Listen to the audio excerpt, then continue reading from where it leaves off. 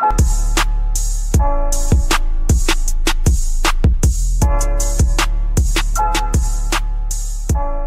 up, guys? It's Mailmanmikechong. Just wanted to make a quick video about I actually went on Google and I typed in city carrier assistant, and I looked for like the job title and what people had to say about it. And usually Google will kick back to you like one of the first comments about the job or the most recent.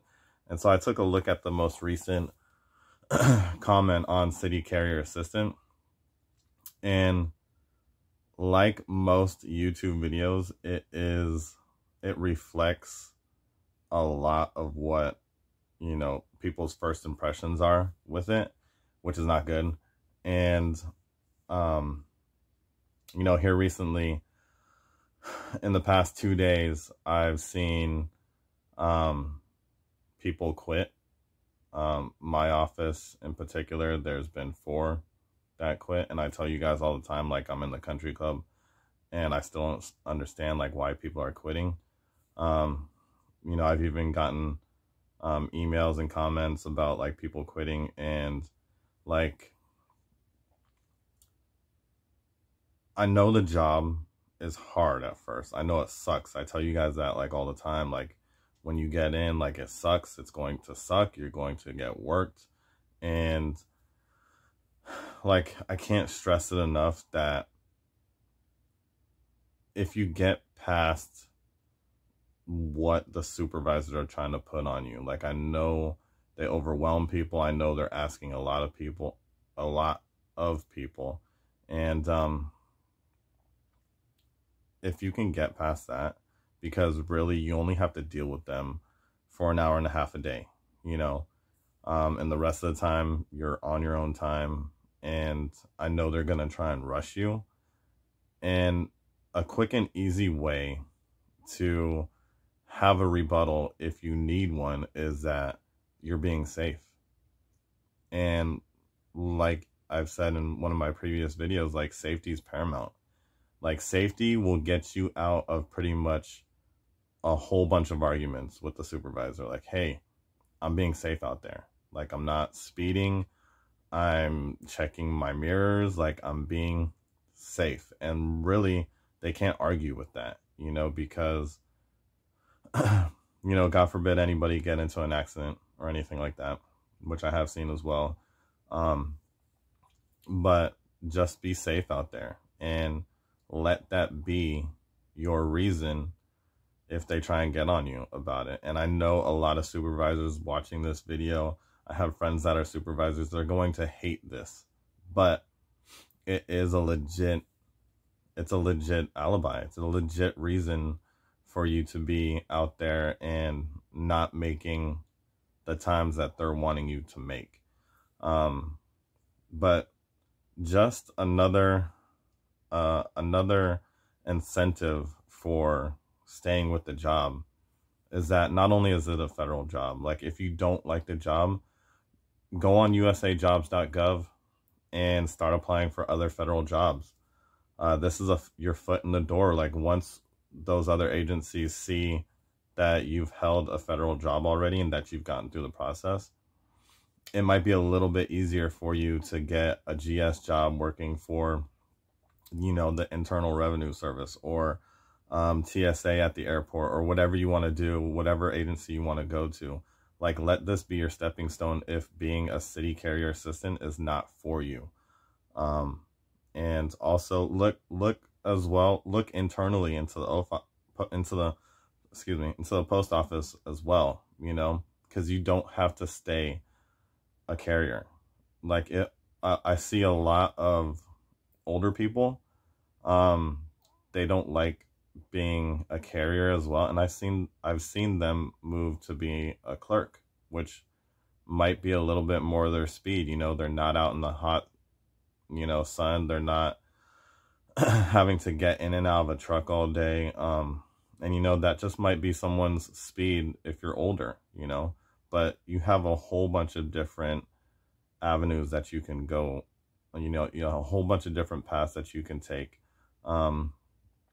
And just know that working for the post office, you're starting your retirement as well, especially like after 2 years, you're already starting to put in to your retirement as well as your TSP, which is their savings plan for anyone who doesn't know or wants to Google it. And what I like to tell people, and I tell my coworkers as well, is that you're basically, everyone has gone to a gas station, has gotten a lottery ticket, or has gotten a scratch off. And I like to put it into perspective that everyone is sitting on a winning lottery ticket. It's just that you can only claim it when you turn 57, you know, and whether it's 20,000 or, you know, $750,000, everyone, we have, I have coworkers that retired and they had $750,000, you know, saved up with TSP. And on top of that, they're going to get their postal retirement. And then on top of that, they're going to, at age 62 or 63 or something like that, they're going to get their oh my God, they're going to Social Security. They're going to get their Social Security on top of that. So that's 3 things that are helping you towards your retirement. I had a discussion with someone just the other day who's 45 years old, just got into the post office.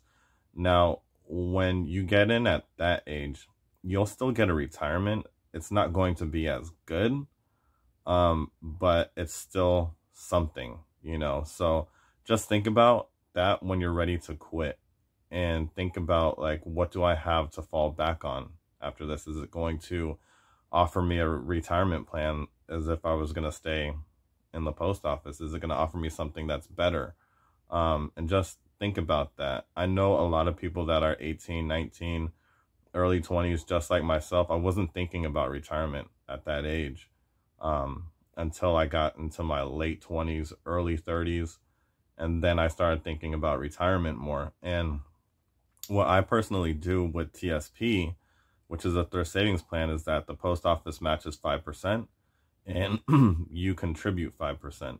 You can contribute all the way up to 15%, but the post office will still only match 5%.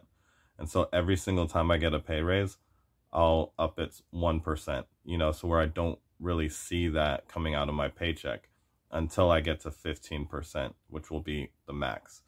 But just know that you're sitting on a winning lottery ticket, you know, and depending on how long you contribute for, and how much you contribute to, and there's a lot of other different things that go into that, like which fund you're contributing to, and things like that.